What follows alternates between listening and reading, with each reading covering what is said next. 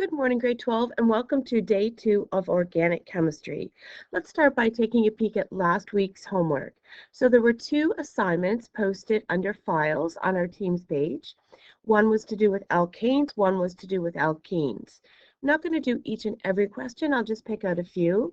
For example, if we look at the first page of alkanes, it asks you to determine the number of carbon atoms in the longest chain for each of the following, and then name it, represented by the longest chain. So what I would do first is we try and find the longest chain. If I look at A and I go straight across, that is 6 carbons in a row. Or if I start here and go across, 1, 2, 3, 4, 5, 6, 7, that's 7 across. So 7, of course, is bigger than 6. 7 carbons is symbolized by hept, all single bonds, so the last name is heptane. Then what we're going to do is look at our branch. There's 2 carbons coming off together in this branch. 2 carbons is represented by F. Because it's a branch, we put ethyl. Then we have to let the reader know where that branch is. Because it's off the 4th carbon, we put the number 4 and then a hyphen. Remember, hyphens separate numbers and letters, and commas separate numbers. So this is 4-ethyl heptane. Regardless of which direction you start counting, 1, 2, 3, 4, or from the right, 1, 2, 3, 4. Now let's look at letter D, just because I'm randomly choosing some. We go across 1, 2, 3, 4, 5, 6, 7, 8. Or we can say 1, 2, 3, 4, 5, 6, 7, 8. It really doesn't matter which way we go. I'm going to go across because I just find it aesthetically more pleasing. So going across, we have 8. There's octane. And then we have to look at where our branches are. So we have a branch here, which, believe it or not, has 3 carbon in it. Let me just try and stretch that out a little. So there's our branch with 3. And then we also have a carbon, and another carbon. So those are 3 more branches. So this one with 3, we call it a propyl, and each of the others with just 1 carbon are called methyl. Who comes first alphabetically? Alphabetically, M comes before P. So we're going to say there are 3 methyl groups. Where are those 3 methyl groups? We have them off the 2nd, off the 3rd, and off the 4th. So off the 2nd, off the 3rd, off the 4th. And then we have a propyl group. Where's that propyl group? Off the 1, 2, 3, 4, 5th. So we're going to have to put a 5 here, and then propyl octane. And let's squeeze that all in. There we go. So that's the name for D. Now you could have started naming here or numbering 1, 2, 3, 4, but that would have given you branches off the 5th, 6th, and 7th, which would not have been as small a sum as 2, 3, and 4. So 2, 3, and 4 is definitely where we should have had our numbers. You can do B and C, and check your work. All of those answers are posted under the Files tab on Assignments. This page very similar, so again, do the same thing. Find your longest chain. That's going to tell you what type of alkane it is. So in this case, 1, 2, 3, 4, 5, 6. That's going to be a hexane with a methyl group off the 3rd. Okay. This one, 1, 2, 3, 4, 5, 6, 7.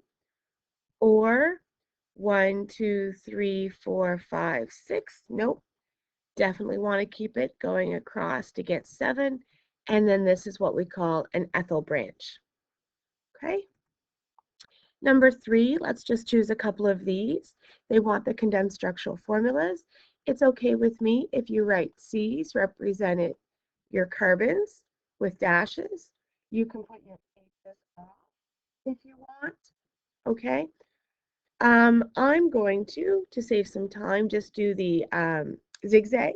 So 3-methylhexane, 1, 2, 3, 4, 5, 6, that's my hexane, and off the 3rd, I put a methyl group. Okay? If you had wanted to, you could have said 1, 2, 3, 4, 5, 6, and you would have started counting from the right, 1, 2, 3, and your methyl would have come off there. Either one of those represent 3A. You can do the others, check your work. If we look at F, decane, 1, 2, 3, 4, 5, 6, 7, 8, 9, 10. Go to the 5th and put a propyl. Remember, prop is 3 carbons. So 1, 2, 3, and we're going to, 4, 5, and we're going to put 3 carbons. So that's what 5-propyldecane looks like off of the 5th vertices. 1, 2, 3, 4, 5, and 3 tips. 1, 2, 3, because it's propyl. Okay? And again, try the rest and check my answer key. Question 4, make sure, please, you do all of these. Very, very important. It is a wonderful, wonderful tool to see if you're really understanding this. For 4A, if we look at 6-methylhexane, start by drawing the last word, the last name. 1, 2, 3, 4, 5, 6. You go to the 6th and put on a methyl group. You'll see it's no longer hexane, but rather heptane. So that's why we know for sure 6-methylhexane doesn't exist, because in fact we would name it as an heptane. Okay. Similarly, look at number C. I love number C. For C, I'm going to actually use this method, and I'm going to connect my 4 C's together as they have going across the middle here. And then I'm going to put the 5th C up top, and I'm going to connect it with a bond. So there's your skeleton, if you will, 4 carbons with 1 coming off the top. Now, how many bonds did I tell you carbon always formed? You should be telling me 4. So if I do 1, 2, 3, and it already has its 4s, 1, 2, and it already has the other 2. So all I'm doing is making sure there's 4 bonds coming out of each carbon. When you look at this one on the end here, you'll see it has 3 H groups. Perfect, because that's indeed what the illustration or what the formula is showing us. 3 H groups. When you go to this one, 3 H groups. And this one, just 1. So far, so good. Looking at this one, though, it's only showing us 2 H's. However, when you look at our initial name or formula over here, it's showing 3. 3 is not possible. There's only room for 2. Okay? And then lastly, CH3, and yes, that's what we've drawn, 3 C's, or 3 H's rather. So there's the mistake here. There's not enough room for those 3 hydrogens. Okay? So take a look at B and D, see why they're wrong, and compare your answers with the answer key. Number 5, not going to take the time to do that. Just going to put a point out I, you'll see hexamethylpentane. Hexa is the prefix for 6. So that just means there's 6 methyl groups off of the pentane. All right? And there's no numbers needed because there's only specific spots those methyl groups could go without extending the chain. Same thing with dimethylpropane. There, whoops. Here's your propane, 3 carbons. You put 2 methyls, you can't put them on the ends. You put them on the ends, it's extending the chain. So the only place to put those methyl groups is off of the middle carbon. That's why we don't need any numbers, because that's the only place those carbons can go without extending the chain. Okay, so again, if you haven't done so already, please check number 5. Number 6, same thing, just practice, practice, practice. Miss Ryan and I will both tell you the best way to get through this organic chemistry is simply by practice. You have to practice these. Okay, now these were alkenes that I had given you from your alkenes sheet. And the most important thing to keep in mind when looking at these is that the double bond must always be part of the longest chain, okay? So what I'm doing now is just highlighting the longest chain containing the double bond. Now this one could have gone across or could have gone up and over, same thing. This one can go across, or I can go from right to left and then up, as long as that double bond is in the longest chain possible. Okay, now when I go to name this, there's 4 carbons in a row. 4, of course, is bute. Last name is ene because of that double bond. Now you have to tell me where that double bond starts.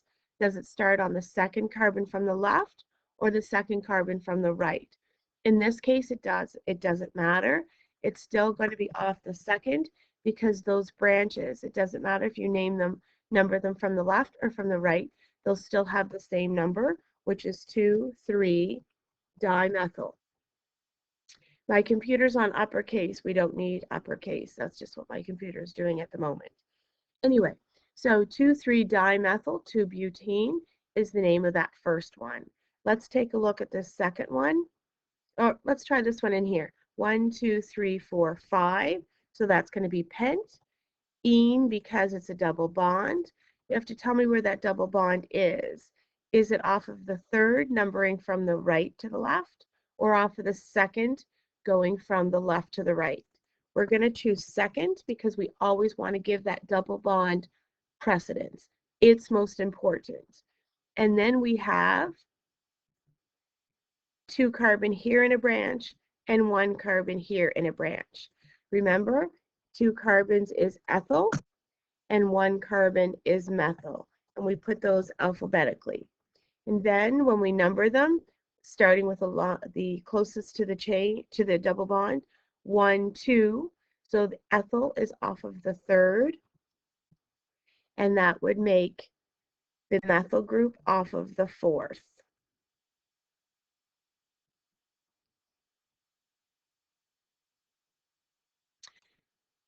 So there is our name for that one. And again, triple check, please, and go through these and compare with the answer key that's posted online. Okay? 2-ethyl-1-pentene, etc., etc. You can draw those by connecting all the carbons in a row, or you can draw them by your zigzag method. 1, 2, 3, 4, 5. When you're doing the zigzag, the lines obviously should be about a 45-degree angle, and you should also be trying to keep them the same length. For a double bond, you would draw it like so. There it is off your first, and off the second you have an ethyl, and remember an ethyl is 2 carbons. Okay, so you want to keep those bond angles the greatest possible. Okay, hexene, 1, 2, 3, 4, 5, 6, double bond off the second, off the first, sorry, off the second is a methyl, off the third is a methyl, and off the fourth is a methyl. Again, fill in the others and check with my answer key. Reach out if you're not agreeing with some of them. Maybe it's you, maybe it's me, maybe it's the answer key. Okay, today's lesson is all about alkynes. Alkynes are triple bonds. They are what we call saturated hydrocarbons. No, I apologize. They are unsaturated. Unsaturated. Saturated hydrocarbons mean they have the maximum hydrogens possible. That's what saturated means, okay? So make sure you know that word. Saturated, lots and lots of hydrogens, okay? No multiple bonds. Alkynes are what we call unsaturated, okay? They don't have lots of hydrogens because the double bonds and triple bonds in alkenes and alkynes are taking up the space that hydrogens would have filled in. Okay, so alkynes and alkenes are what we call unsaturated, and alkanes are saturated. They have lots and lots of hydrogens. So on your green sheet, write the chemical formula, or generic formula rather, for alkynes. CnH2n minus 2. You're losing more hydrogens because of that multiple bond being added. So you'll note with alkanes, it was 2n plus 2. Alkenes, it was just 2n. And alkynes, 2n minus 2.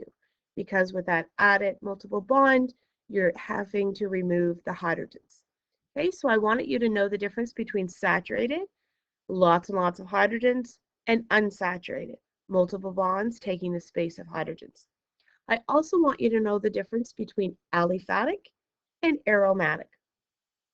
Aliphatic are hydrocarbons that are in a straight chain or they have branches off of them, and that includes alkanes, alkenes, and alkynes.